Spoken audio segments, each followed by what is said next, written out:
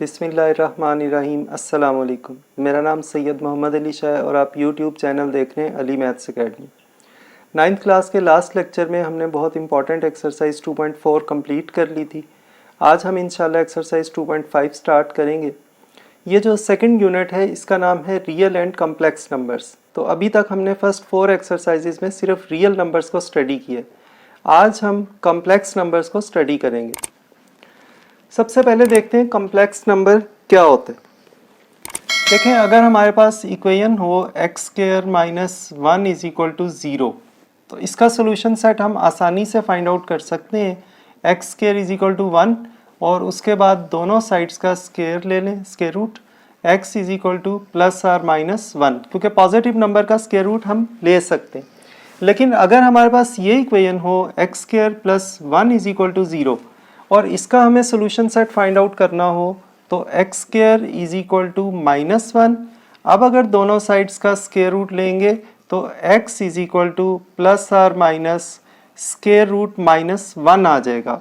और आपको पता है कि माइनस वाले नंबर का, नेगेटिव नंबर का हम स्क्वायर रूट नहीं ले सकते by definition.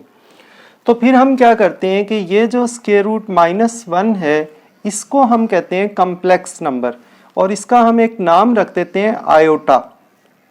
Iota is equal to square root minus 1, इसको हम बोलते हैं आयोटा। ये जो हमारे पास वर्ड आयोटा है ये लियोनार्ड यूलर नाम के एक साइंटिस्ट थे जो 1707 में पैदा हुए थे और 1783 में इनकी डेथ हुई थी। तो इन्होंने फर्स्ट टाइम ये आयोटा यूज़ किया था वर्ड, और ये स्मॉल आई से हम इसको रिप्रेजेंट करते हैं। So this is called a complex number. अब इसमें जो है अगर हम दोनों साइड्स का स्क्वायर ले लें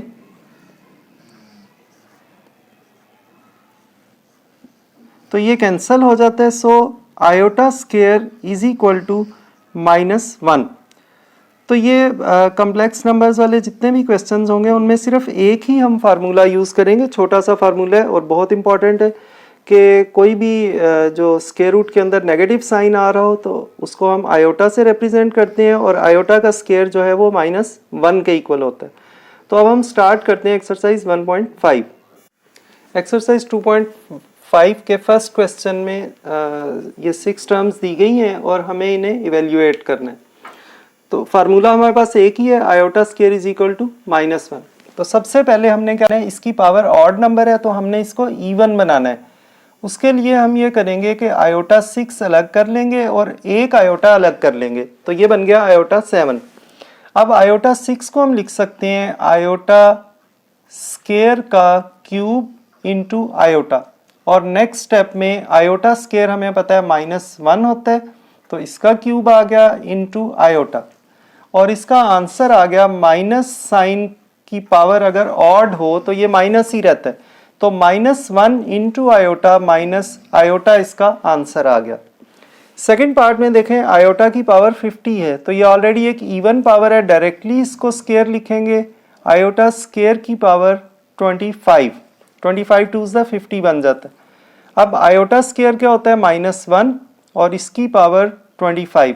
अब ये जो 25 पावर है ये भी एक ऑड नंबर है इसलिए माइनस इसी तरह रहेगा और इसका आंसर आ जाएगा माइनस 1। पार्ट नंबर 3 में आयोटा 12 ऑलरेडी एक इवन पावर है, अगर ऑड होगी तो एक आयोटा अलग कर लेंगे, अगर इवन होगी तो डायरेक्टली स्क्वायर बनाएंगे। तो इसको लिखेंगे आयोटा स्क्वायर की पावर 6।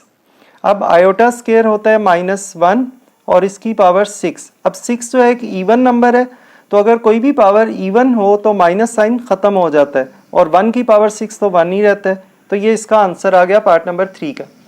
इसी तरह पार्ट नंबर 4 में लिखा हुआ है माइनस आयोटा की पावर 8। तो सबसे पहले देखें पावर इवन है तो माइनस तो खत्म हो गया, उसके बाद आयोटा की पावर 8 रह गया तो इसको हम लिखेंगे आयोटा स्क्वायर की पावर 4, और आयोटा स्क्वायर आपको पता है माइनस 1 होता है तो इसकी पावर 4 है। अब पावर इवन है तो माइनस खत्म हो जाएगा और 1 की पावर 4 1 ही रहता है, तो ये आंसर आ गया। पार्ट नंबर 5 में है माइनस आयोटा की पावर 5। अब 5 जो है एक ऑड नंबर है तो माइनस तो इसी तरह रहेगा और आयोटा की पावर 5 आ जाएगा। अब माइनस अलग हो गया, आयोटा 5 अलग हो गया। माइनस आयोटा 5 को हम लिखेंगे आयोटा 4 इंटू आयोटा। अब नेक्स्ट स्टेप में ये जो आयोटा 4 है इसको हम स्क्वायर की फॉर्म में लिखेंगे, माइनस आयोटा स्क्वायर का square into iota. Minus iota square होता है -1 और इसका स्क्वायर इंटू आयोटा। अब देखें 2 जो है ये एक इवन नंबर है तो माइनस तो खत्म हो जाएगा, -1 मल्टीप्लाई आयोटा तो माइनस आयोटा इसका आंसर आ जाएगा। लास्ट पार्ट है इसका आयोटा की पावर 27, तो ये एक ऑड नंबर है, इसमें से एक आयोटा अलग कर लेंगे, आयोटा 26 इंटू आयोटा। अब आयोटा 26 को हम लिखेंगे आयोटा स्क्वायर इंटू 13 और आयोटा, तो 2 मल्टीप्लाई 13 26 बन जाता है। अब आयोटा स्क्वायर होता है -1 और इसकी पावर आ गई 13। अब 13 जो है एक ऑड नंबर है तो माइनस इसी तरह रहेगा, -1 मल्टीप्लाई आयोटा, तो इन दोनों को मल्टीप्लाई करेंगे, माइनस आयोटा जो है इसका आंसर आ गया। तो सारे क्वेश्चंस में हमें यही करना है कि हमें किसी तरीके से आयोटा स्क्वायर बनाना है, जैसे भी बन सके, और फिर आयोटा स्क्वायर की जगह हमें -1 से रिप्लेस करना है। तो बिल्कुल इजी एक्सरसाइज है ये। क्वेश्चन 2 में हमारे पास कुछ कॉम्प्लेक्स नंबर्स हैं और इनके हमें कॉन्जुगेट फाइंड आउट करना है। अब कॉम्प्लेक्स नंबर में ये होता है नॉर्मली कि इसका एक रियल पार्ट होता है जिसमें आयोटा नहीं होता, और एक इसका इमेजिनरी पार्ट होता है जिसके अंदर आयोटा आ रहा होता है। तो एक रियल और एक इमेजिनरी दोनों मिल के हमारे पास एक कॉम्प्लेक्स नंबर बनता है। तो जब कॉन्जुगेट लेते हैं, कॉन्जुगेट मीन्स के हमें जो भी आयोटा है जहाँ पे भी आ रहा है, हमें आयोटा के लेफ्ट साइड वाला साइन चेंज करना होता है। अगर माइनस है तो प्लस कर देंगे, प्लस है तो माइनस, तो वो उसका कॉन्जुगेट आ जाता है। तो 2 + 3 आयोटा का कॉन्जुगेट आ गया 2 - 3 आयोटा। ये जो आयोटा के लेफ्ट साइड पे साइन था उसको हमने चेंज कर दिया। इसी तरह सेकंड पार्ट में इसका कॉन्जुगेट आ जाएगा 3 + 5 आयोटा। यहाँ पे सिर्फ आयोटा है, रियल पार्ट इसका 0 है, नहीं है, तो ये प्लस आयोटा आ जाएगा, प्लस लिखने की ज़रूरत नहीं है। पार्ट नंबर 4 में -3 - 4 आयोटा। पार्ट नंबर 5 में -4 + आयोटा। ये आपने ख्याल रखना है कि ये जो रियल पार्ट है जिसमें आयोटा नहीं आ रहा, उसका साइन आपने वही रखना है, सिर्फ आयोटा के लेफ्ट साइड वाला साइन जो है वो चेंज करना है। और यहाँ पे आ रहा है आयोटा -3, तो ये बन जाएगा माइनस आयोटा -3। आयोटा के लेफ्ट वाला साइन चेंज कर दिया और -3 हमने उसी तरह लिखा। तो ये एक्सरसाइज 2.5 के फर्स्ट 2 क्वेश्चंस हो गए। अब हम देखते हैं क्वेश्चन नंबर 3। क्वेश्चन नंबर 3 में कुछ कॉम्प्लेक्स नंबर्स दिए गए हैं, हमें इनका रियल पार्ट और इनका इमेजिनरी पार्ट मेंशन करना है। और रियल पार्ट वो होता है जिसमें आयोटा नहीं होता, और इमेजिनरी पार्ट वो होता है जो आयोटा के साथ उसका कोफिशिएंट होता है, that is called imaginary. Iota आप नहीं लिखेंगे इमेजिनरी में, सिर्फ उसका कोफिशिएंट लिखेंगे। तो सबसे पहले देखें फर्स्ट पार्ट में यहाँ पे रियल क्या आ रहा है 1, क्योंकि इसके साथ आयोटा नहीं है। सेकंड पार्ट में रियल पार्ट क्या आ रहा है -1, क्योंकि इसके साथ भी आयोटा नहीं है। यहाँ पे रियल आ रहा है 2।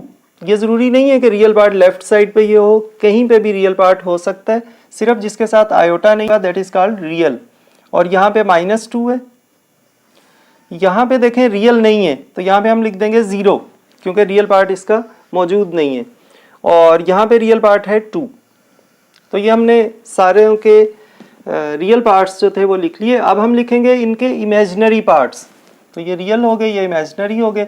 इसमें इमेजिनरी आयोटा के साथ कोई कोफिशिएंट नहीं है, इट मीन्स के 1 है, क्योंकि अगर यहाँ 0 आए तो ये आयोटा ही ख़त्म हो जाता है। यहाँ पे आयोटा का कोफिशिएंट है 2, तो ये इमेजिनरी पार्ट हो गया। यहाँ पे आयोटा का कोफिशिएंट है -3, तो ये इमेजिनरी हो गया। यहाँ पे -2, -3 और 0।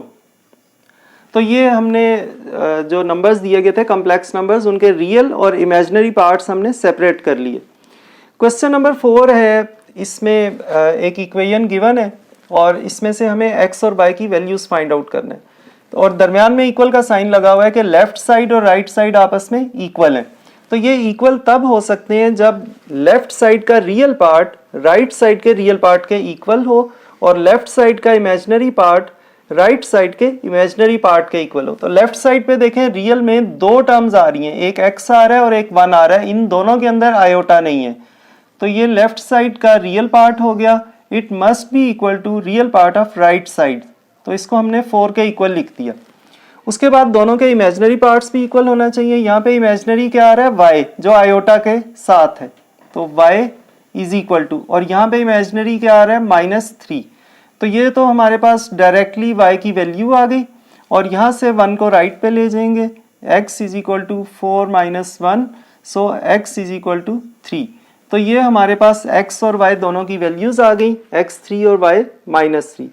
तो इस तरह एक्सरसाइज 2.5 आज हमने कंप्लीट कर ली है। नेक्स्ट टाइम इंशाल्लाह एक्सरसाइज 2.6 स्टार्ट करेंगे, जो इस यूनिट की लास्ट एक्सरसाइज है। अल्लाह ताला मुझे और आप सब लोगों को उस इम्तिहान में अच्छे नंबरों से कामयाब करे जिसके लिए हमें इस दुनिया में भेजा गया है। अपना और अपने इर्द गिर्द लोगों का बहुत ख्याल रखिएगा। अल्लाह हाफिज़।